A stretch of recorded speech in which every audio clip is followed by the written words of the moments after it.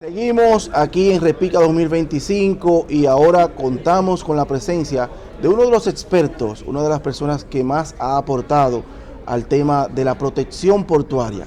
Él es Luis Francisco Musolino, experto en la creación, la implementación de los programas, los proyectos de PBIP, la protección portuaria, que es uno de los elementos que puede garantizar la continuidad del negocio, fruto de que los atentados, cualquier tipo de situación que cree una disrupción del comercio puede afectar la cadena de suministro. Y con él vamos a conversar precisamente de esto, del código PBIP y todos los actores que intervienen en la protección de un puerto. Saludos, Luis Francisco Musolino, un placer para nosotros. Nación Logística se llena de orgullo al tenerlo usted aquí, ya que Luis Francisco Musolino fue mi profesor en el curso, el diplomado.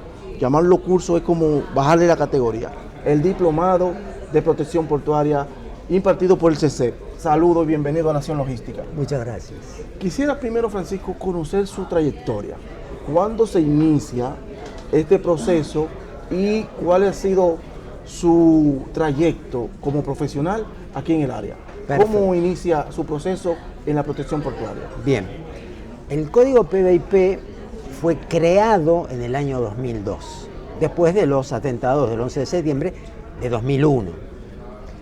Paralelamente al trabajo de la OMI de discusión del código, yo ya empecé a leer los borradores de lo que después iba a terminar siendo el código. El código fue, si bien la fecha oficial es 12 de diciembre de 2002, eso fue por una cuestión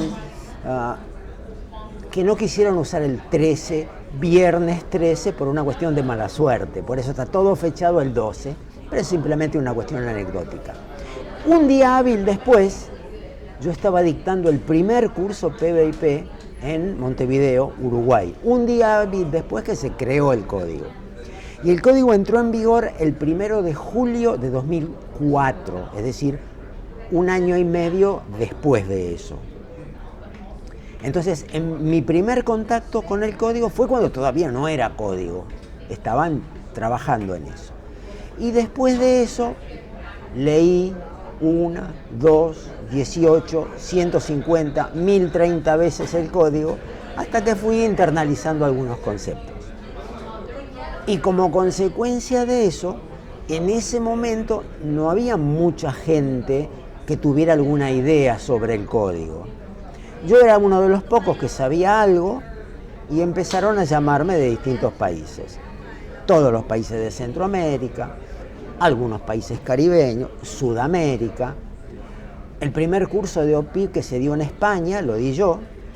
Y bueno, estuve en Rumania, en China, en Georgia, Gurjistán, en varios, Egipto, en varios lugares.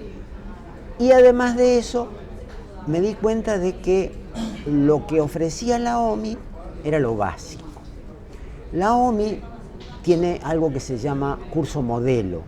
El curso modelo es los subtítulos que debería tener como contenido un curso de capacitación con una duración de 18 horas. Si nosotros consideramos que el criminal que va a hacer un ataque puede estar 6 meses o un año planeando un ataque, al OPIP, oficial de protección, que lo va a defender, no le podemos dar un curso de 18 horas. No es suficiente. Entonces, ahí fue donde empecé a crear otros cursos. ¿Cuáles son esos cursos que podemos mencionar que ya hoy día están dando sus frutos en la protección portuaria? Bien, el primero de esos cursos lo llamé pomposamente OPIP avanzado. Claro, habían tomado el curso de OPIP y ahora estaba el curso de OPIP avanzado, que incluía cosas que no estaban dentro del contenido diseñado por la OMI. Ese curso de OPIP avanzado se dictó en muchísimos países y después de eso me di cuenta que todavía faltaba. Entonces diseñé el curso de planeamiento estratégico de la protección, que daba otros elementos que, sumados a lo de la OMI y al de OPIP avanzado, lo paraban mejor al oficial de protección. Después siguió faltando algo, porque el código obliga a hacer lo que yo llamo simulacros, pero técnicamente son ejercicios y prácticas de protección. Y los OPIPs no sabían diseñar, conducir y evaluar un ejercicio o una práctica. Entonces diseñé el curso Diseño de Ejercicios y Prácticas 1. Perdón, sin el 1. Después le puse el 1 porque posteriormente hice el 2. Wow. O sea, diseño 1 y diseño 2. Y a esa altura estaba asesorando a los gobiernos. Entonces diseñé el curso Autoridad Designada, que después se llamó Autoridad Designada 1 porque diseñé Autoridad Designada 2. Y así fuimos avanzando con otros, PBIP para jueces y fiscales. Ahí se había producido una ruptura entre la justicia y el trabajo que se hacía en las instalaciones portuarias. Por ejemplo, en la República Dominicana había, digamos de 2000 a 2010, mucho problema con los polizones.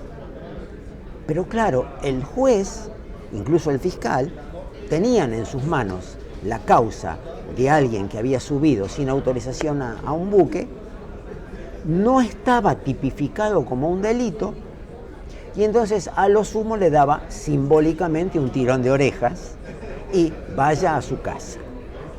Al día siguiente, esa persona volvía a subir a un buque. Pues no lo veían como un acto criminal, un acto de sabotaje, sino como que esta persona tenía quizás necesidades expresadas en que quería buscar otro destino para vivir y se subía a un buque, lo veía como una víctima. Exacto.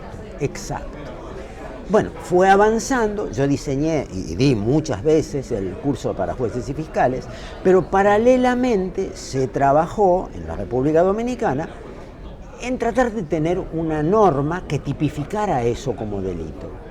Y apareció la ley 42607, que es la ley llamada del polizón. Y ahí se define al polizón como aquel individuo que logra abordar un buque sin tener permiso para... Sí, perdón. Continúe. Sí, sin tener permiso para estar a bordo del buque. Y después hay un paso más. La ley dice que se transforma en polizón cuando sale el buque del puerto. Es decir, si aquí tenemos una línea, en el momento en que sale del puerto, se lo detecta fuera del puerto, a bordo de un buque, y en ese momento se transforma en un polizón. Legalmente se transforma en un polizón porque salió del puerto. Si se lo encuentra dentro del buque, en el área portuaria o dentro de la instalación portuaria, en ese caso se lo denomina polizón frustrado. Es decir, la diferencia entre polizón y polizón frustrado es que al frustrado lo detectan en la instalación portuaria o antes que el buque salga del puerto. Si lo hace después, es un polizón. Pero ¿quién supervisa, quién ejecuta todo este tipo de capacitaciones que naturalmente se le da a un personal? ¿Quién es ese ente que está en el puerto responsable de que se cumpla? Bueno, en la República Dominicana todo lo que tenga que ver con capacitación de protección está en manos del CESEP, Cuerpo Especializado de Protección Portuaria. Cada una de las instalaciones portuarias tiene responsabilidad porque su personal se capacite. Los cursos normalmente los dicta el CESEP. En algunos casos me convocan a mí y yo dicto estos cursos adicionales, sobre todo como método de divulgación, porque hay mucha gente que desconoce estas cosas. Por ejemplo, si bien existe la ley del polizón, la gente no sabe la diferencia, no sabe qué tipo de pena se le puede aplicar. Al polizón se le aplican dos penas. Una pena que es monetaria, pero en realidad eso es teórico. Si el polizón se sube a un buque arriesgando su vida es porque no tiene dinero, no va a poder pagar una multa. Pero la otra parte es restrictiva de la libertad. Entonces hay para el polizón de 6 meses a 2 años de prisión. Eso es lo que establece y se lo va a aplicar el juez. Para el polizón reincidente ya va de 2 a 5 años. Lo interesante de esta ley es que también pena la complicidad. Si yo fuera cómplice de un polizón, a mí me van a dar la pena que corresponda. Pero si el cómplice es un uniformado, un policía, miembro de las Fuerzas Armadas, o parte de la institución del puerto, puerto, un trabajador portuario, se trata de un delito agravado. Y entonces la pena es la pena máxima, de 2 a 5 años. Tanto para el polizón como para la persona que ayuda a que cometa ese delito. Una vez establecido este curso de protección portuaria, usted me comentó fuera de cámara que pudo identificar muchas oportunidades y creó otros cursos que apoyan aún más la protección de un puerto. Coméntenos, no tan en detalle, estamos en televisión y tenemos otro contenido, pero ¿cuáles son esos otros cursos que apoyan la protección? Hay uno muy importante que es el de inteligencia criminal. Y fue su conferencia. Y fue exactamente la conferencia. ¿Por qué? Porque todos sabemos que el Estado tiene organismos de inteligencia, pero el organismo de inteligencia a lo sumo le compartirá esa información con la autoridad designada, que es un organismo estatal, pero nunca lo va a hacer con un privado, y menos con el oficial de protección, porque muchas veces el personal del organismo de inteligencia ni siquiera sabe que existe un oficial de protección. Pero el oficial de protección necesita esa información y él no la puede generar.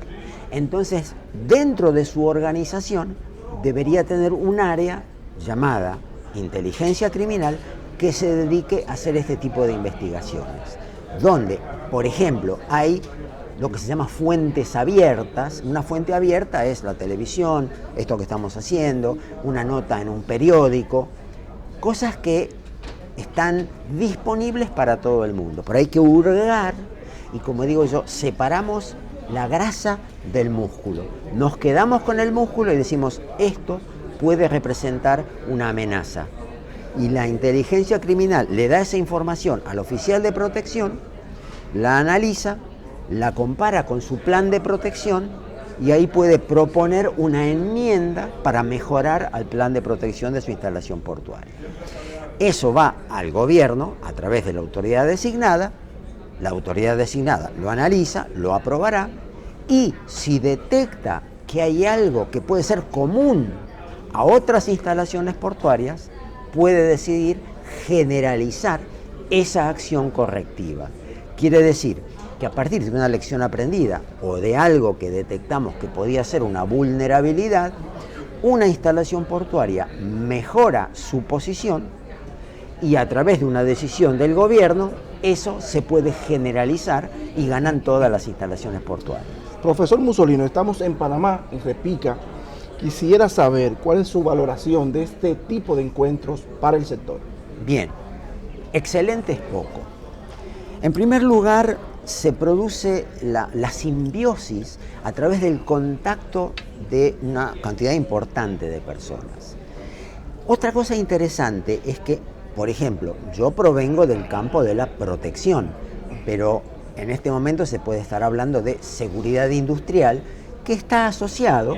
Yo también diseñé un curso de mercancías peligrosas para la protección, quiere decir con eso también está asociado, pero hay una serie de otras cosas y todo tiene que ver con todo, desde la distribución dentro de una instalación portuaria, la parte de ingeniería o de arquitectura, porque cuando se hace un análisis hay que ver qué tipo de resistencia tiene una estructura portuaria ante, por ejemplo, un ataque con explosivos. quiere decir que necesitábamos información de otros profesionales. Hay un código también de la Organización Marítima Internacional que se llama FAL, de facilitación. Para la facilitación, precisamente como lo dice el nombre, hay que tratar de que el comercio fluya. Y nosotros como protección podemos poner trabas a la fluidez, demorando ciertas cosas por los controles que son nuestros. En consecuencia, tenemos que armonizar la facilitación con el control nuestro y encontrar un punto intermedio que no perjudique al comercio, pero que tampoco pueda llegar a generar una vulnerabilidad para nosotros, para el buque o para la carga. Profesor, quisiera aprovechar en ese mismo punto. Usted menciona el comercio exige en este tiempo que sea dinámico, que sea fácil y rápido, porque el tiempo es dinero y el comercio busca generar menos costos. Pero eso, la verdad es que puede poner en riesgo la seguridad, la protección, porque, ¿verdad? Se quiere que se haga el comercio rápido, pero seguro. ¿Cuáles son esos retos que debe enfrentar un oficial de protección portuaria, quien debe velar porque no vaya a suceder algo ahí ilícito con relación a que el comerciante quiere que le entreguen su contenedor rápido o que salga del país de destino rápido? ¿Cuál es su valoración al respecto? Bien, es muy interesante la pregunta y va al punto central, porque si uno lo ve rápidamente es como que hubiera algo que chocan dos intereses contrapuestos. Pero la protección es como tomar una póliza de seguro. Todos nosotros en algún momento aseguramos el automóvil o la casa contra incendio. Es muy difícil que la casa se incendie, pero yo tomo una póliza por si se incendia, porque siempre puede suceder. Y acá sucede lo mismo. La protección es una póliza de seguro. Y hay circunstancias en las que yo, comerciante, no puedo arriesgarme, porque la póliza de seguro tiene algo que se llama prima, que es el costo. Pero si yo no tomo eso, me arriesgo a perder todo. Y en un caso de un problema mayúsculo, por ejemplo, hace alrededor de 5 años hubo un incidente en el puerto de Beirut, en el Líbano, que había un cargamento de una mercancía peligrosa, se llama clase 5.1, es un comburente, nitrato de amonio. Por desconocimiento probablemente, y estamos hablando de 2.700 toneladas, un buque lleno. Wow. Había un problema con el buque y un juez dijo, no, saquen toda la mercancía y vamos a decomisarla. Y la pusieron en un almacén portuario y estuvo años ahí.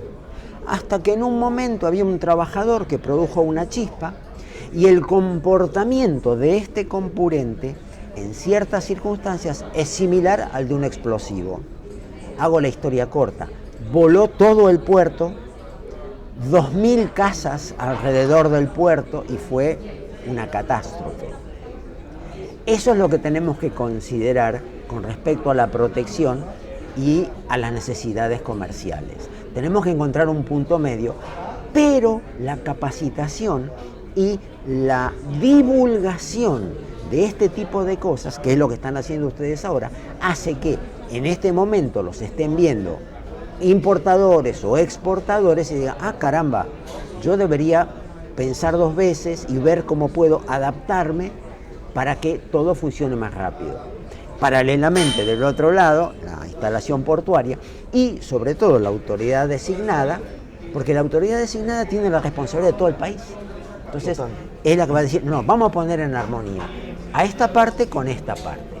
Y así es como se funciona después correctamente. El profesor Mussolino ha dado en la diana, esto debe verlo personales directivos de puerto, autoridades y también gobierno, porque la seguridad de un puerto no solamente se circunscribe al puerto, sino a toda una nación, porque por un puerto pueden suceder atentados que puede perjudicar no solamente al puerto. Entonces se tiene que ver como una inversión, no como un gasto, la protección. ¿Es así, profesor? Exactamente, esa es la palabra clave. Están invirtiendo en la protección.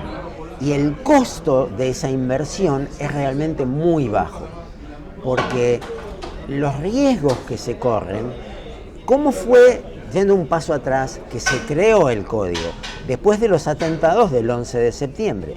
¿A quién de nosotros en agosto de 2001 se nos podía haber ocurrido que con un avión iban a derribar una torre de 50 pisos?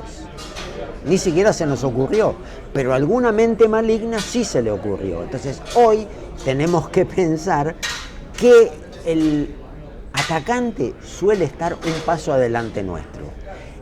Entonces nosotros tenemos que tener la mente abierta para pensar que todo es posible. Totalmente. Gracias al profesor Luis Francisco Musolino, experto en protección portuaria. De él, muchos países han tenido colaboraciones, han tenido el entrenamiento de personal.